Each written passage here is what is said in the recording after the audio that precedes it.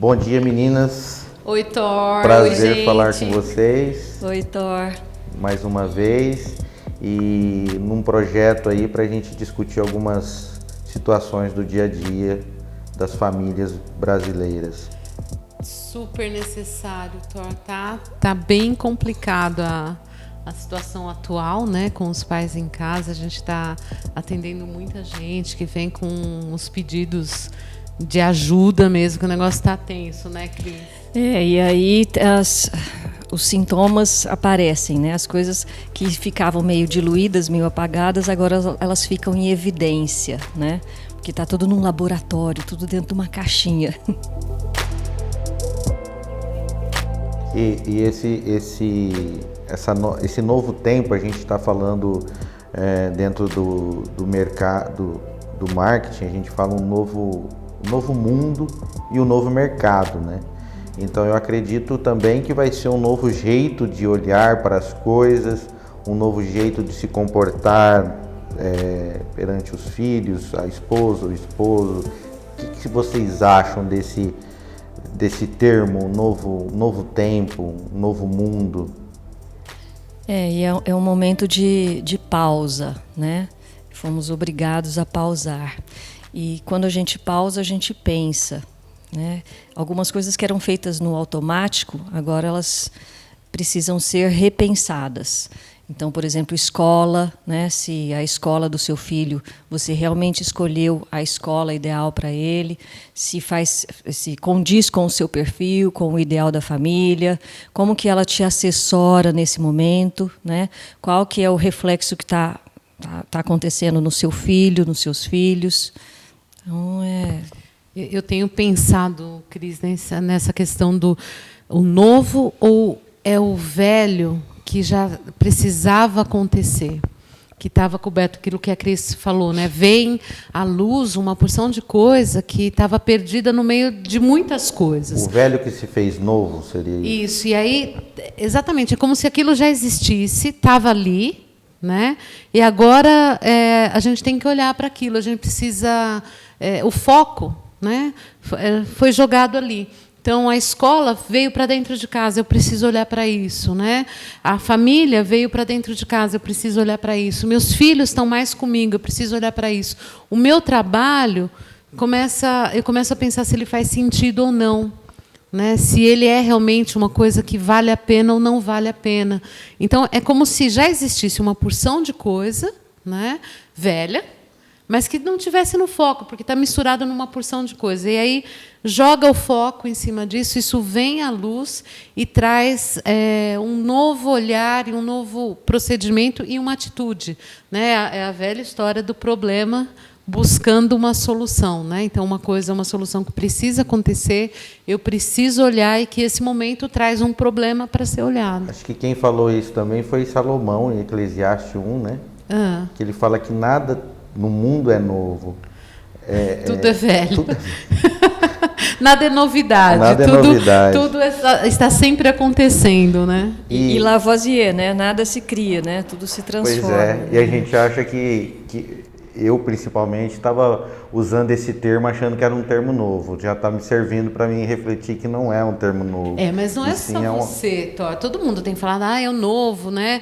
É o novo, a nova forma de viver, a nova forma de não sei o quê, né? Talvez seja uma coisa que estava ali gritando que precisava acontecer, e a gente que está encarando como uma grande novidade, né? A consciência de que existe um vírus invisível. Existem vários.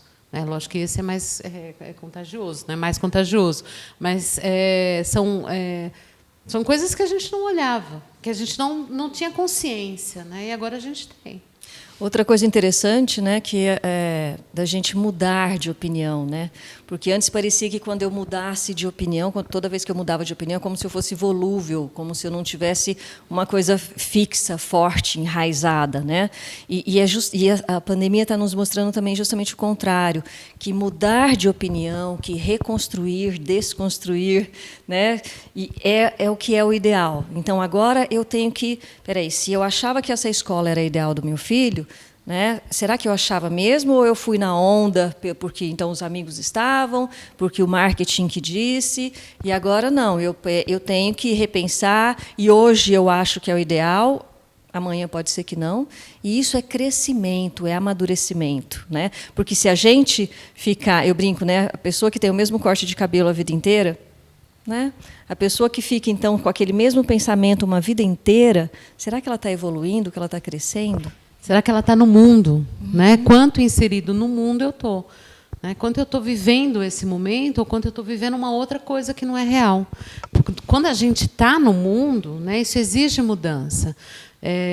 Se fala tanto sobre resiliência, né? E o pessoal fala, precisa de paciência, precisa de perseverança. Na verdade, precisa de resiliência, né? Que é aquela coisa de sofrer a pressão, ser estendido, mas se adaptar.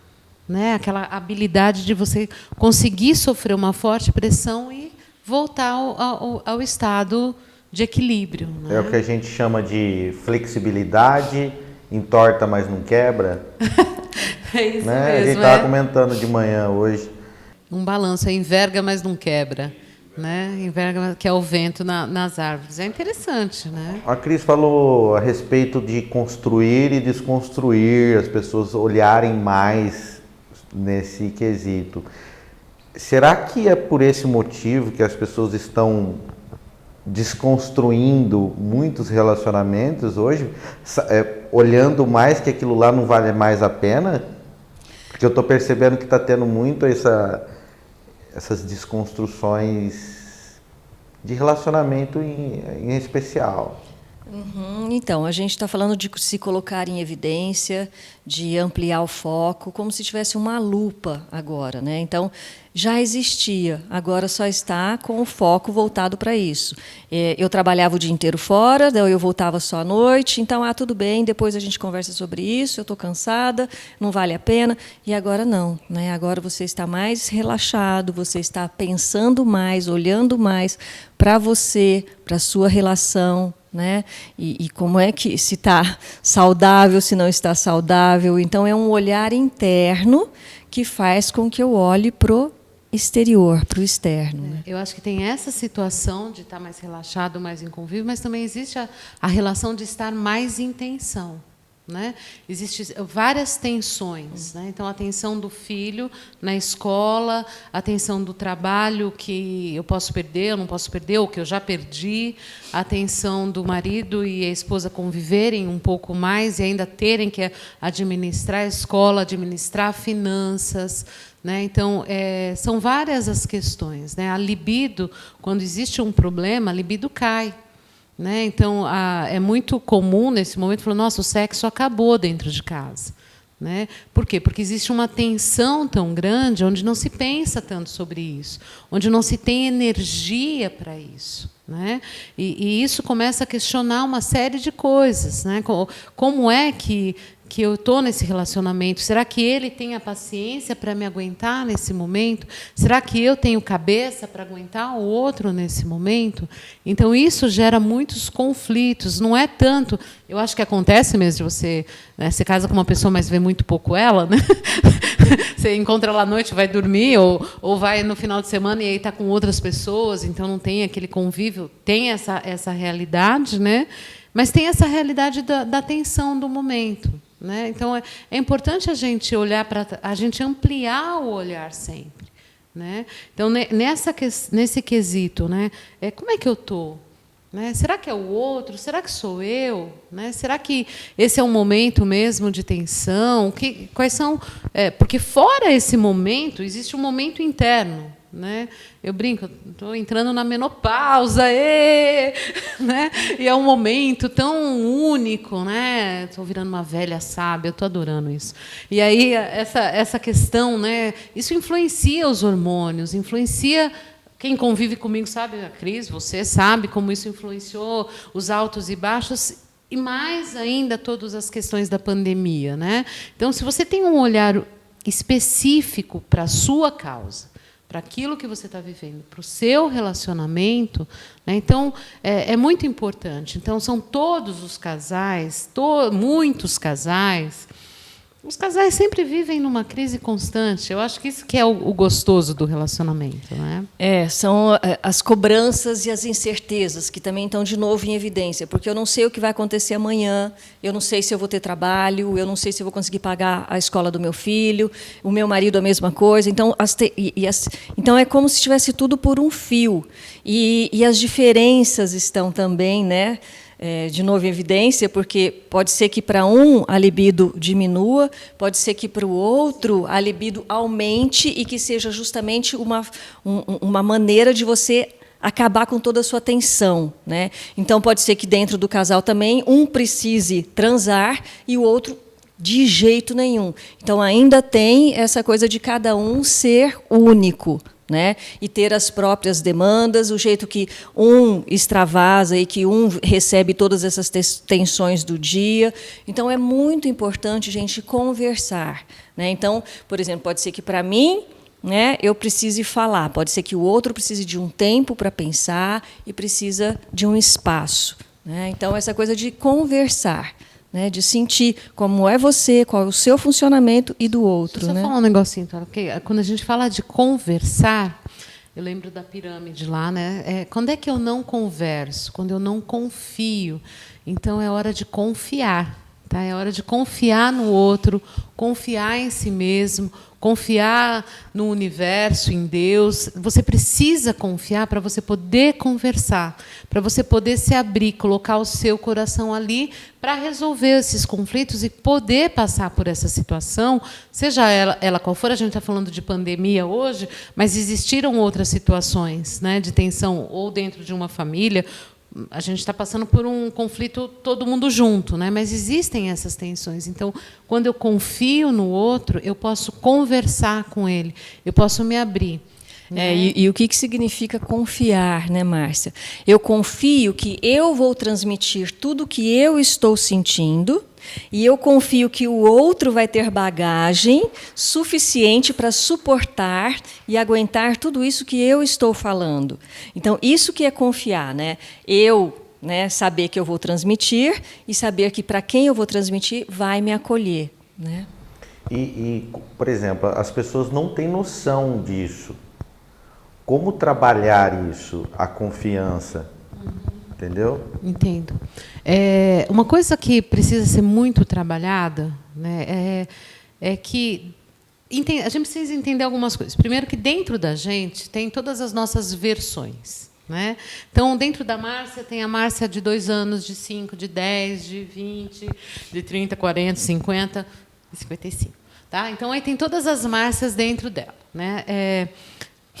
Para que eu consiga conversar e confiar, eu não posso trazer a Márcia de 2 anos nem a de 10. Precisa ter a Márcia adulta. Né? E o que acontece é que, se eu tenho um trauma que gerou desconfiança, ou que me gerou insegurança em alguma fase da minha vida, é muito possível que, nesse momento, eu acione ou tome à frente a Márcia de 5 anos. E a Márcia de 5 anos não vai conseguir conversar e nem confiar, porque ela está com aquela experiência ruim. Então, é muito importante que o adulto, a Márcia adulta, acolha essa criança para que ela consiga confiar e conversar. Tem a questão também da intimidade, né? Quanto que eu já conheço essa pessoa que está do meu lado. E aí sim, Thor, se é aquele convívio raso que eu tenho com o meu marido, né, só de final de semana, ou não tem conversa, pode até ser de final de semana e alguns dias, mas se são conversas realmente profundas, de olho no olho, né, que você conhece o outro, a confiança fica mais forte, né? Confiar em mim, que não é essa criança que está indo no comando. E é interessante que, mesmo que, de repente, então, essa criança venha para o comando, né, é você olhar para isso e você também ter... eu acho que talvez a palavra certa seja humildade, né? A humildade de falar para o outro, sinto muito, né? A criança que tomou conta de mim. Então, talvez essa coisa de você... E quando você sabe que é isso, você pode mostrar para o outro, né? Ou então, quando o outro te fala que é isso, você pode... De novo, a pausa, respirar e falar: é verdade, é realmente isso. E eu acho que o que talvez mude muito é os dois terem o mesmo objetivo. né? Então, se eu estou casada, né, ou se eu estou então morando com alguém e eu quero continuar com essa pessoa, eu vou ter que passar por cima dessa minha criança, passar por cima, assim, no sentido de que assim, eu estou no comando, eu agora então com 51 anos, que tenho essa escolha como adulta. Né? Então, e assim, com o parceiro, sim, a gente quer continuar junto. Bom, para a gente continuar junto, nós precisamos retomar, nós precisamos confiar, nós precisamos falar. Então, eu acho que assim, alinhar o objetivo. Nós dois queremos continuar juntos ou não? E aí, então, talvez ajude bastante. Alinhar o objetivo. Né? Perfeito. O falar nunca, então, vai desgastar. Bom não é deve. sempre falar. A conversa, a gente supor que o outro sabe o que a gente está pensando é loucura. Né? Não existe isso. Né? Porque eu sempre penso que ela está pensando o que eu estou pensando. Né? E isso não é real. Né? São duas pessoas diferentes, com histórias diferentes, com vivências diferentes e, atualmente, com vivências diferentes também, né? Que tiveram infâncias diferentes. Então, a conversa ela não deve parar, ela deve continuar. E às vezes, a gente se acomoda ao não falar. Né? Eu fico tão dentro do meu mundo, das minhas questões, que eu suponho que o outro entenda o que está acontecendo. E é muito importante. É o adulto do outro conversando com o meu adulto. Se a criança do outro vem para a conversa, aí já fica complicado. Né? Eu tenho que... Olha, conversa de adulto. E quando a criança vem, o que o adulto tem que fazer? A criança vem quando tem um trauma, né? Ou quando tem uma visão do outro de paternalismo, né? O maternalismo. Então, aí essa criança vem. Então, quando eu tenho que manter a conversa no adulto. Né? O adulto vai na esquina comprar um pão? O adulto vai na esquina comprar um pão, ou o adulto fala assim, olha, estou vendo que você está bem irritado. Eu acho que o lance de reconhecer o sentimento do outro, né? O que o outro está sentindo? Esse olhar atento. Né? Então, se eu percebo que o outro está sentindo alguma coisa, eu não posso ter medo de sentimentos. Isso é uma coisa, acho que super importante. Né? As pessoas têm muito medo do sentimento, principalmente daqueles sentimentos que não são os sentimentos que a gente aprova: raiva, ódio, inveja, frustração, ciúmes. Né? É muito difícil a gente vestir e falar, eu estou sentindo isso, estou vendo que você está sentindo isso, e enfrentar isso, olhar para isso. Então, a primeira coisa que a gente tem que entender é que sentimento eu não controlo. Né? Eu vou gostar de você, vou ter raiva de você. Isso não funciona assim. Ela vem, o sentimento vem. Então, eu posso, né, perceber que a Cris está com raiva e falar, nossa, eu estou vendo que você está com raiva. Eu estou vendo que você ficou com raiva. Né? E quando você fala isso, a pessoa imediatamente ela vai te dar um retorno. Né? E funciona bastante de escrever, né? Então, quando eu falo isso, eu vejo que você fica com raiva, né? Que alguma coisa aconteceu. Então, você não está julgando. É importante que você não julgue e nem acuse o outro. Né? Então, primeiro você descreve. Então, quando eu falo isso, eu percebo que você sente raiva. Né? Então, assim, eu não estou julgando, eu não estou brigando, é só uma descrição. Né? Eu não falo assim, mas então toda vez que eu falo isso, ou então, mas eu já cansei de te falar, mas parece que você não aprende, parece que você não cresce.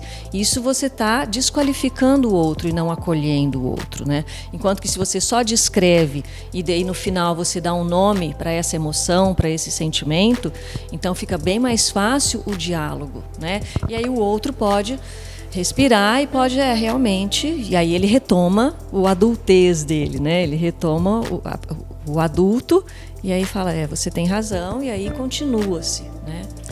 Ou não, ou vai comprar um pão, falou, tô vendo que você tá com raiva, o outro falou, tô mesmo, eu falei, então vamos dar um tempo aqui, eu vou lá comprar um pão, um café, quer um chocolate, e aí você dá o chocolate pra criança, né, e conversa com o adulto. Agora, às vezes, nem tá podendo ir lá comprar o pão, né, mas você vai pro banheiro, ou você vai pro quarto. Você pede o pão, vai. Pede o pão, deixa eu pedir um pão. Essa criança que aflora, acho que é a TPM, né? Também não é bem assim, né, Thor?